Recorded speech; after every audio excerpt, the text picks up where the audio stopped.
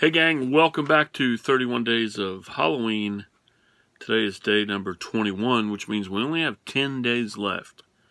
And that kind of saddens me. I've really enjoyed doing these. Not that I don't review or talk about horror movies all year round, but looking forward to seeing stuff that I haven't seen in a while has been a plus. And that's what I've tried to do with this is I've tried to stay away from mainstream. Some of it ends up being a little mainstream, but it's because I haven't seen it in so long. So, it's kind of just regurgitated information that either I've talked about or another reviewer has talked about on their channel. But whatever, opinions are opinions, and I guess you can listen to my opinion. So, anyway, first up, 1953, Vincent Price, Phyllis Kirk, Frank Lovejoy, and the beautifully creepy Carolyn Jones. Not creepy in this one at all, just beautiful. This is before Morticia Addams, so there we go. And I'm talking about House of Wax, and yes, this 4-pack is the only way I own House of Wax.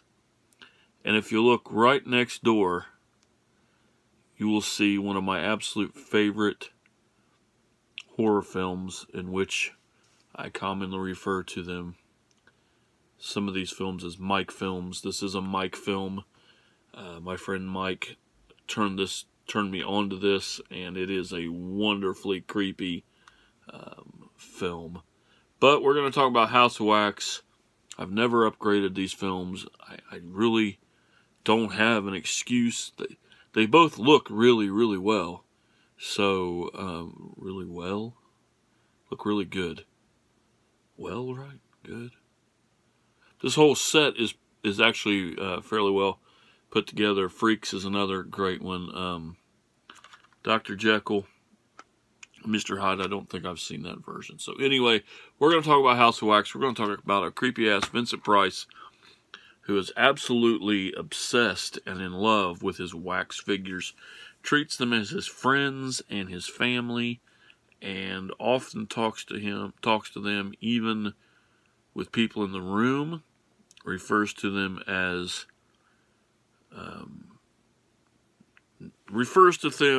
anything but works of art. The man that's in the business with him would like him to go more towards the macabre, go towards, a little bit scarier stuff, because other places are doing it and making tons of money. He refuses to do that because he sees these as works of art and he wants to make beauty. Marie Antoinette is his pride and joy. It's his best sculpture he's ever done. He is fascinated with this. And the owner of the establishment, or the partner of the establishment, is very much into getting him to have somebody buy him out. When that doesn't happen as quick as he thinks it should happen, tragedy strikes and the man burns the building down, supposedly killing Vincent Price. Spoiler alert, he's not dead. He is totally disfigured, horribly disfigured, and is now crazy. And soon after some events, he shows up miraculously unscathed, except he can't walk right and his hands are ruined from the fire. But he looks normal.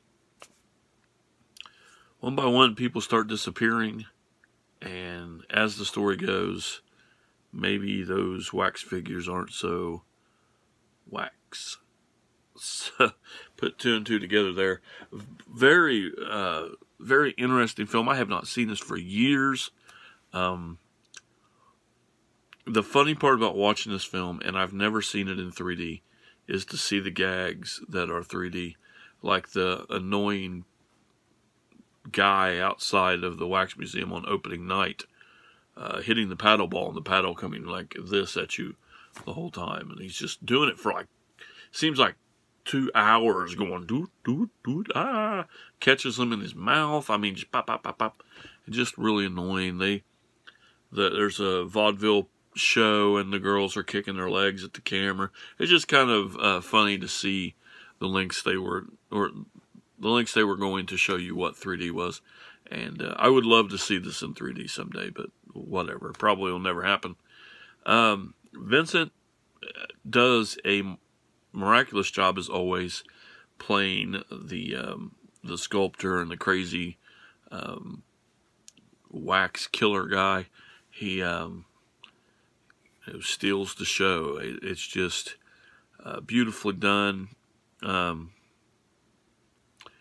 sculpting in there, they use a lot of different pieces to put it together, and you can see some of the pieces are the same and whatever, but they do a really good job of making these exhibits look great. And if any of you have ever been to one of the big wax museum like Madame Tussauds, I think it is, which will ruin you from any other wax museum because it's so fantastic. It's kind of a small scale to that, but that's what the owner is wanting to get to. You know, they're doing way better business than they are. But the tragedy in this, of course, is the crazy Vincent Price has been scarred and tormented, and he doesn't know what else to do now, and he's just wacko and starts making his own sculptures. He can't sculpt anymore. He doesn't have the ability in his hands to sculpt, so he just finds a way to pour wax over something that's already there. So there we go. Day number 21, House of Wax. I highly recommend this.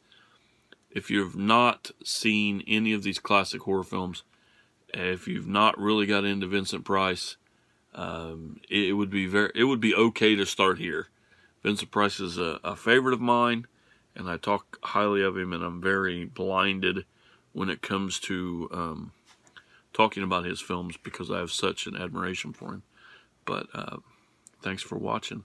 Stick around for day number 22, where we will talk about yet another classic. This time we may go drop the hammer.